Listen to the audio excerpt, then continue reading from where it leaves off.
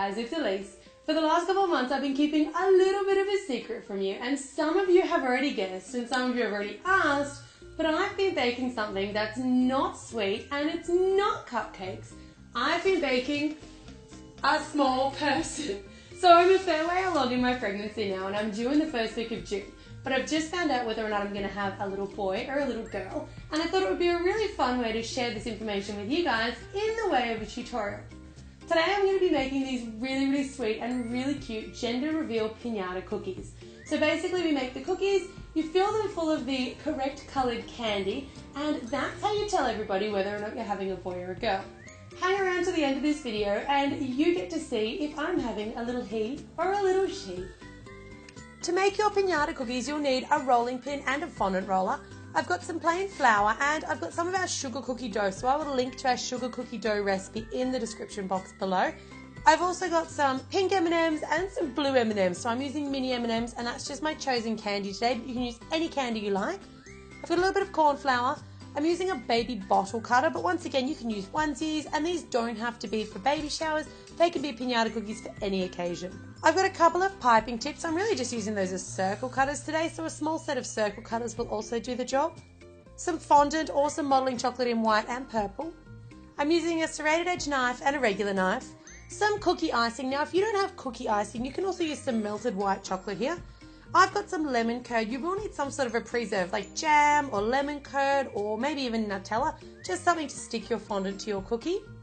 I've got a small, really sharp pointy knife, a paintbrush and a toothpick.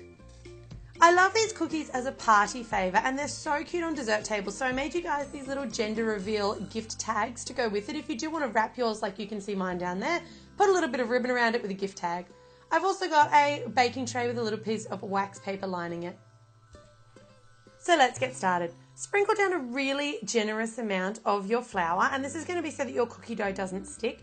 Your cookie dough should still be quite cool. Put some flour on the top of the dough as well as on the back, and make sure that you keep it moving as you're rolling it out, and roll it out relatively nice and thin. There's a lot going on in these cookies.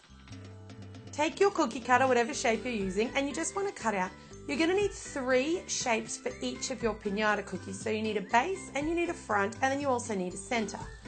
Once you've got all of your shapes cut out, remove your excess and put it straight back in the fridge, and then take your really sharp knife, and in your center ones you're actually going to cut out the middle of them. So I'm cutting out like a little church window kind of a shape, and I'm leaving about a centimetre or ½ an inch all the way around the edges so that we've still got something to attach to our piñata cookies. Take all of your pieces now and stick them onto your baking tray, onto your wax paper.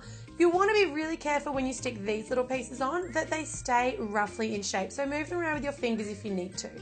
These are going to cook really quickly, so pop them in the oven for about 7 or so minutes and make sure you check on them. When they come out of the oven, you can see that my center pieces have actually cooked a little bit faster than the rest, and they're not burnt, but they're certainly more well done. Take a little bit of your cookie icing or your melted white chocolate or royal icing and just apply 1 strip of it to the back. Pair up your other cookies so you've got roughly the same sort of shapes and sizes, and then you want to stick down your center cookie on top of your base cookie. So your best looking cookie should always be the top one. Take your candy now and you want to fill it, but you don't want to really go over past the line of that center cookie. So I like the mini M&Ms because they're kind of a nice flat candy, but they still give a really satisfying spill. I'm going to do 1 pink and 1 blue so that I don't give the game away too early. You want to put another strip of that cookie icing down just to act as a bit of a glue, or your white chocolate, and then just stick the lid on your little piñata cookies. To decorate your cookies now, you want to roll out a little bit of fondant or modelling chocolate, and it totally depends on your taste. Of course, you can also use cookie icing for this. I just prefer the taste and the ease of fondant. Take your jam or your lemon curd and give both of those top cookies a really nice coating so you've got something for your fondant to stick to. And then I'm just going to use my exact same cutter to cut out 2 nice little baby bottle shapes out of that fondant. That lemon curd is actually going to stick it down really nicely, so just lay your fondant over the top, and because this sugar cookie recipe doesn't allow for any stretch or any shrink, you will just need to use your fingers just to perfectly match up your edges of your fondant to your cookie. Once both of your cookies are covered, just use the back of your blunt knife or your butter knife to make a little indentation to separate, I guess, the teat from the bottle. Now you want to use the back of your knife again to make a long indentation down the center of the bottle, and this is going to be like our measurement markings for our baby bottle. And then using the front of your knife to give you a different texture, you want to put like sort of 5 or 6 longer lines up the center and then go back in between and put 2 shorter lines in the middle. If you have a look at babies' bottles, they've got kind of major markings and then little minor markings.